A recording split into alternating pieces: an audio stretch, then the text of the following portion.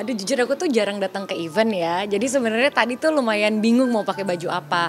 Tapi kan secara dress code konsepnya tuh udah jelas mintanya tuh black gitu. Terus aku pikir oh ini kayaknya eventnya sama Paula menjelang Lebaran juga, menjelang Ramadan. Jadi harusnya pakaiannya yang memang lebih tertutup. Jadi kan biasanya kebuka ya. Jadi ini lebih ketutup. Jadi aku pakai blazer yang sebenarnya ini blazernya itu panjang. Jadi ini celana ya. Terus aku karena ini pendek, biasanya kalau aku pergi malam aku cuma pakai ini aja nggak pakai stocking, tapi biar sopan jadi aku tambahin stocking. Nah sebenarnya pengennya sepatunya warna hitam, tapi kalau hitam-hitam banget sepertinya kayak berkabung gitu. Jadi aku pikir oh coba pakai warna marun. Akhir-akhir ini lagi suka marun. Terus sama tasnya tetap warna hitam gitu. Kalau dirimu nih setiap event ini prepare berapa lama sih Kak? Cukup memang orang yang perfect banget dalam sebuah event secara penampilan gimana sih Kak? Ya sebenarnya pengennya sih tampil sempurna terus lah. Semakin dewasa, semakin peduli dengan penampilan gitu. Karena menurutku nggak bisa dipungkiri orang itu melihat kita pasti fisiknya dulu, awalnya dulu, penampilannya dulu gitu. Jadi aku pasti peduli banget sama penampilan yang akan aku tampilkan. Tapi kalau ngomongin persiapan ya tergantung. Kalau kayak tadi abis syuting tetap persiapannya butuhnya buru-buru. Jadi ya seadanya gitu. Tapi kalau eventnya besar misalnya terus aku memang hari itu free bisa 3-4 jam sebelum sih. Tapi setiap penampilan terus setiap fashion memang nge-create sendiri atau ada khusus orang fashion designer di sini atau gimana sih Kak? Kalau untuk hari ini sih aku sendiri. Cuma kalau untuk event-event besar misalnya MC off air kah atau premier film itu pakai stylist pasti gitu. Oke, kalau hari ini nih komennya memang seperti apa sih Kak akhirnya memilihkan fashion yang dipakai sekarang? Sebenarnya combine-nya dari baju yang aku punya aja sih. Sama gimana caranya baju yang aku punya ini bisa aku pakai berkali-kali. Kan sering kali kita tuh kalau pakai baju apalagi public figure yang tampil di TV tuh 2 kali, 1 kali pakai terus udah kita simpen di gudang, mungkin tahun depan baru kita pakai lagi. Itu aku kerasa banget tuh. Aku juga salah satu orang yang kayak gitu. Tapi sebenarnya harus ada triknya sendiri kan. Gimana caranya baju yang sama tapi bisa digunakan berkali-kali sehingga terlihatnya seperti pakai baju yang beda gitu.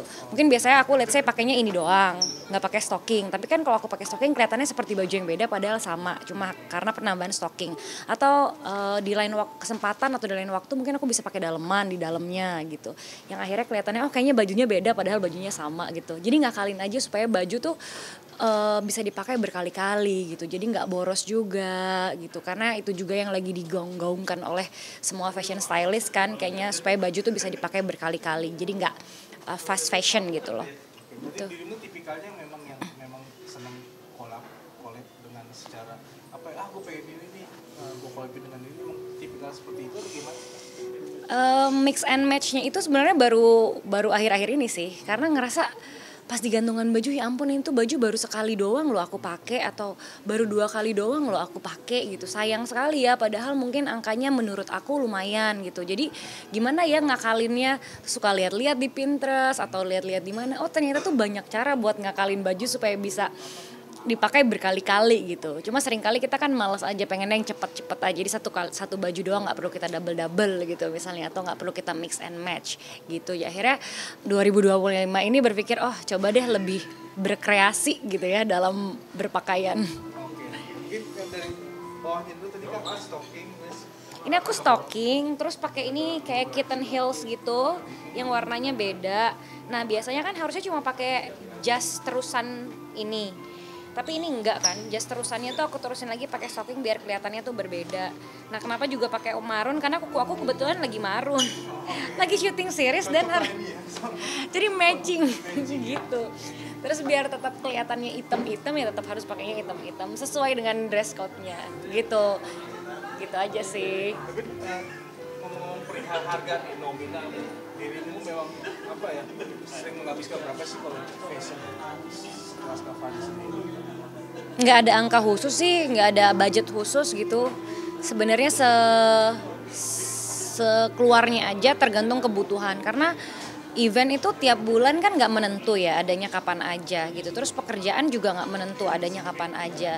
Seringkali aku yang bekerja di dunia entertainment ini beli bajunya karena untuk kebutuhan kerja gitu, bukan karena mau beli gitu, enggak. Misalnya harus kerja dengan brand A sehingga harus menggunakan baju dengan warna A misalnya gitu, jadilah beli kayak gitu sih rata-rata. Ya, rata-rata seperti itu ya. Tapi memang selalu yang harus branded nggak sih kak, dengan secara apa ya, mereknya gitu-gitu, atau memang kalau begitu gua suka gua klub kayaknya gua mau, atau gimana kak? Branded ini kayak gimana nih? Misalnya kalau brandednya harus kayak belasan, puluhan atau ratusan juta sekali baju gitu? Iya. Enggak sih, belum sampai situ sih.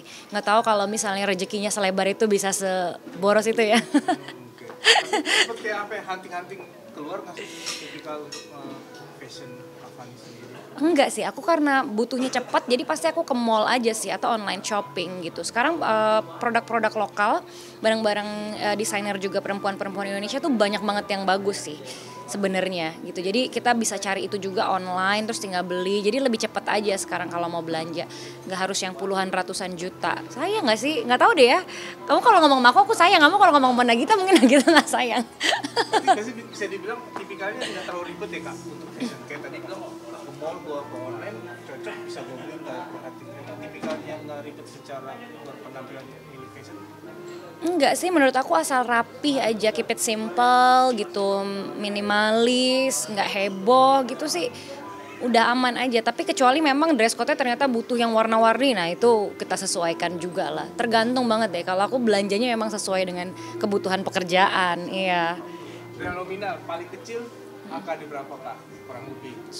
Satu baju, 100.000 juga bisa kali. Iyalah, kalau kita syuting buat sinetron misalnya, kan itu harus beli terus kan, satu episode tuh kita mungkin bisa 4 sampai 10 kali ganti, bayangin. Ya kan, nggak mungkin dong kita habiskan honor kita hanya untuk wardrobe. Jujur sekali ya artis ini. Berarti paling murah 100.000. Bisa. Masa sih kak? Bisa 100.000. kayak 500 minimal. Oh 500 ada. Kita variasi aja sih. Ada Rendah 100.000. bisa beli aku 100.000 bisa beli aku 100.000 nggak masalah. Toh aku sekali pakai habis itu udah gitu aku pikir gitu. Kalau di TV kan kalau sinetronan misalnya butuhnya kayak gitu, nggak butuh yang bisa tahan lama juga sebenarnya gitu. Walaupun disayangkan, tapi gimana ya, kita dituntut untuk bergonta-ganti baju sesering mungkin biar nggak diomongin.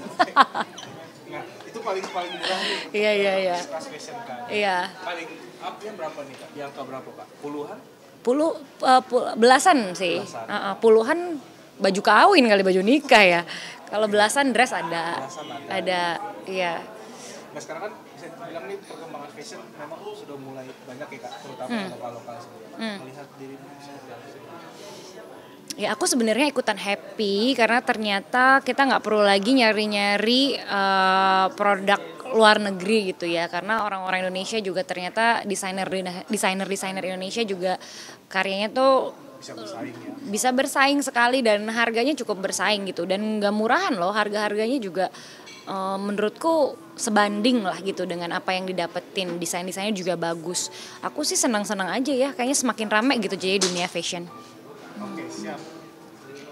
Nggak ada persiapan khusus sih, paling tadi belanja Mbak ke pasar gitu karena kan mau masak buat sahur, buat berbuka maunya pasti beda gitu. Itu aja sih, apa ya, lebih ke persiapan mental mungkin ya, karena gimana nih caranya tetap bisa aktif dan energetik gitu di saat berpuasa. Kan lupa ya udah setahun kita nggak puasa, terus mulai lagi pasti seminggu pertama akan loyo ya pemirsa. Ada kayak suami atau kasih, ada pengen request nggak sih bukaan apa nih pertama di bulan Ramadan kali ini gitu-gitu? Gak ada lagi, suami aku gak ada kayak gitu-gitu. Paling ya dia sukanya makanan yang bersantan gitu, gorengan. Tapi itu juga karena udah 3 bulan terakhir lagi diet, dia gak ada request aneh-aneh. Makan juga lebih dijaga, barengan lah sama aku, makan juga kita jaga gitu. Jadi gak ada yang aneh-aneh, justru malah ngurangin porsi dan ngurangin berminyak, tepung, gula. Itu yang sedang kita lakukan. Berarti jadi momen juga dong ya di bulan puasa ini ngurangin kayak pertama. Iya dong guys, harus ya, karena di saat kita berpuasa itu lemak kita akhirnya kemakan kan, karena kita dipaksa tubuhnya untuk menjadi lapar, mau gak mau lemak yang sebelum-sebelumnya tuh akhirnya bisa tergrogoti lah gitu, which is good kan, artinya kita bisa semakin lean gitu badannya kalau emang tujuannya pengen lebih kurus. Tapi yang dikangenin apa kak? Bulan apa? Bulan Bulan Ramadan. Atau ada yang berbeda kah dari tahun ke tahun? Sama sih, tetap kerja ya. Yang aku kangenin, oh ini kali ya. Nyari tajil tuh. Iya, benar-benar. Tapi kalian berburu tajil juga masih Kak? Aduh, kalau pas di Jakarta enak ya berburu takjil. Kemarin tahun lalu tuh aku ngerasain berbuka puasa di Bali. Tuhan, aku nyari takjil dari jam 5 sore ya. Baru balik rumah jam 7 malam. Dan itu zong lagi takjilnya. Sampai aku bilang kayak kalau aku tinggal di Bali, karena aku kan tinggal di Jakarta, Bali. Nah, di Bali tuh masih pulang pergi sebenarnya. Cuma aku bilang kalau aku menetap di Bali kayaknya aku bakal jualan takjil. Karena susah banget nyari takjil yang enak. Kalau di Jakarta kan gampang ya, masuk gang dikit dapat. Atau mau kemana, Ben Hill misalnya yang penuh tuh, makanannya pasti enak-enak semua. Ini tuh enggak, susah banget, mau nyari di restoran susah, mau nyari di jalanan gang sempit susah. Jadi itu yang aku rasain tahun lalu. Nah kalau tahun ini kayaknya bakal di Jakarta terus sampai menuju Lebaran baru kita ke Bali. Jadi nanti tinggal bawa makanan aja ke Bali. Takjil tetap selalu dirindukan lah. Pacar Cina, tahu pacar Cina nggak? Ya. Ya itu aku suka banget sih. Selain pacar Cina, jajanan biasa yang favorit di bulan Ramadan yang diburu? Kolak tuh enak loh, tapi kolaknya harus orang yang buatnya harus enak ya. Ngerasain gak sih ada kolak yang enak, ada kolak yang gak enak. Ada yang kebanyakan gula Jawa, ada yang santan sama gula Jawanya tuh pas. Nah itu tuh, kalau takjil seringkali jam 4 jam 5 itu udah habis ya. Ame aku kalau ada tukang takjil yang enak, masakin lebih buat aku, nanti aku pesen. Oh. Biar nggak diambil orang lain gitu. Terakhir Kak, bulan Ramadan ini apa nih dari Kak? Apanya? Pesannya sendiri. Oh, ya mudah-mudahan bulan Ramadan ini bisa membuat kita kembali menjadi suci, bisa membawa keberkahan juga untuk kita dan keluarga, bisa membuat kita semakin dekat dengan Allah Subhanahu wa Ta'ala, dan juga semakin dekat antar manusia gitu. Bisa semakin baiklah hubungannya, bukan hanya hablum minallah tapi juga hablum minannas, kan maunya gitu ya semua umat manusia.